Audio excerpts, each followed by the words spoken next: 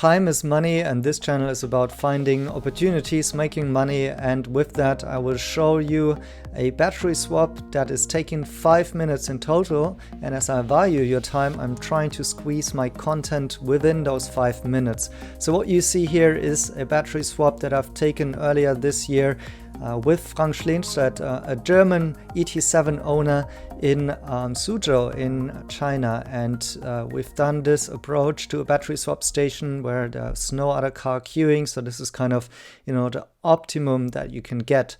And certainly NIO has set a new user experience, or even I would say a benchmark when it comes to the industry of EV charging. You might argue or not how economic this is or whatnot.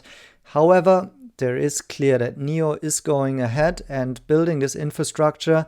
Is this sustainable or not? Well, we don't know yet. There's lots of speculation currently around a possible partnership between a company like Daimler together with NIO. And in this video, I want to extend my thoughts around what Daimler has to offer, what they're doing, what NIO's position could be. But you will see that this picture is actually much, much bigger with a couple more names. So let's get into it. And in the end of the video, I will actually also give you some other options, what could happen. So first off, maybe start with a little bit of a legal stuff. So you need to know that Daimler is working together with a joint venture partner called BAIC in China. So this is the Chinese state-owned company that is manufacturing the cars on behalf of Daimler. And they also have a 5% take in Daimler, a stake. And they are also doing battery swapping. They are part of the consortium like NIO, for the standardization of battery swapping in China. Then there is Geely, which is another stakeholder in Daimler, also owning a stake in Daimler. They are also doing battery swapping. And there is Middle Eastern stakeholders or shareholders. I think it's Kuwait, as far as I'm informed, but there is also a rumor that there might be some Abu Dhabi or other links to Daimler as well. You know where I'm going with the Abu Dhabi deal. Who knows if that's connected or not. I'm not going to speculate more on that. But then what else is that Daimler is also working together with BYD in a joint venture for the brand called Denza. So you can see that Daimler is working also with other Chinese brands in order to bring cars to the road in China and stay relevant, right? Now, what are the pain points for Daimler currently in China? They need, of course, to stay relevant. Their EV sales are not really going as well. And they need to stay positioned like a luxury car, right? And now with the battery swapping certainly being the premium to luxury experience of charging, or not charging, power replenishment, Daimler does not have anything to offer right now, or with, no Mercedes can actually battery swap right now. So they need to stay relevant. At the same time, they have the same problem like other legacy companies. They need to stay focused. For example, their real pain point is also that they're not very good at software. So that's one thing. And then I mentioned their joint venture partner, BAIC, which makes also things quite complicated sometimes. So actually, those German brands, they are not super happy in their relationship with the Chinese state-owned manufacturers, certainly. So, if they could maybe work with some of the new players like NIO, I think they certainly would be sort of interested in that. Now, this is already, giving you kind of a little bit of the thinking of where Daimler might or Mercedes-Benz might be coming from. Now, regarding NIO, it doesn't have to be a partnership with Daimler, or I think certainly it's not going to be the same thing like with XPeng and Volkswagen there.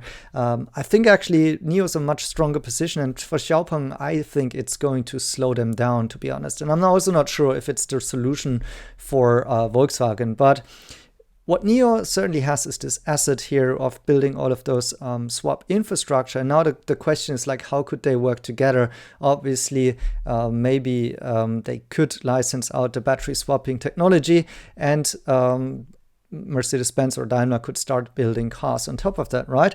But what could be another way of doing it would be that maybe NIO would do an IPO for NIO Power. And that was actually an idea that also saw on Chinese, no, not on Chinese, on social media, a NIO account called NIO Nordics on Twitter. He's actually quite good. Suggested that, and it's perfectly aligned with how I'm thinking about it. And now, knowing that there is BAIC, Daimler, there's also Volkswagen and FAW, who are part of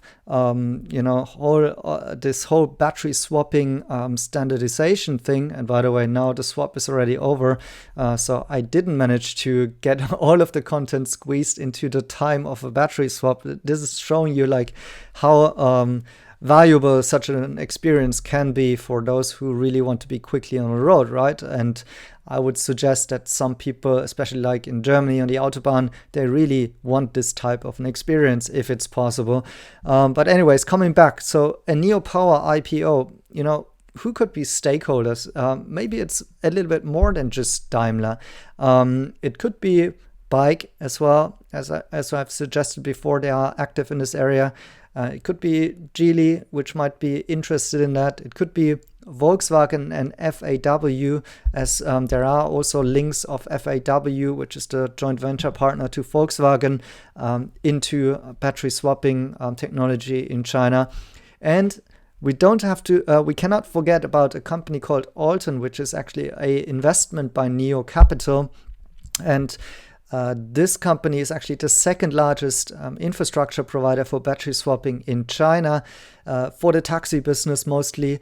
They are also having a subsidiary in Germany, by the way, and they are also active, as I'm showing here, with in the area of trucks, and have just done a deal with Photon Daimler. So you see there are quite a few names out there and interconnections. Some of them have a little stake. Some of them are partnering, and we cannot ignore that these things are out there and happening. Now it's just a question like, how can this really come together? What we know is that also Daimler, with their subsidiary of Mercedes-Benz Energy, and BAIC, they have a subsidiary called Beijing Electric Vehicle. The abbreviation is BJEV. They have a partnership for second life battery storage as well. And Daimler is quite interested in those type of aftermarket and whole life cycle technologies, as far as I know. So bringing this all together, and those players want to stay relevant in China, I think it's clear that something is going to happen in this area. And the question is now just exactly how this can go, right? And so I just give this to you on something that to think about on a weekend. I think it's quite messy still, the picture, right? It's nowhere clear that this is going to be exactly what we think of. I think there are many options out there, and I'm still hoping that it's going to be in a way that is beneficial to NIO shareholders. For example, an external party paying for licenses, for royalties, for services, or NIO doing something like a spin out, an IPO that's benefiting the shareholders right now, and kind of getting those players, this consortium, together and work on something big, something bigger than NIO actually. So that's it. Thanks for watching, and see you in my next video.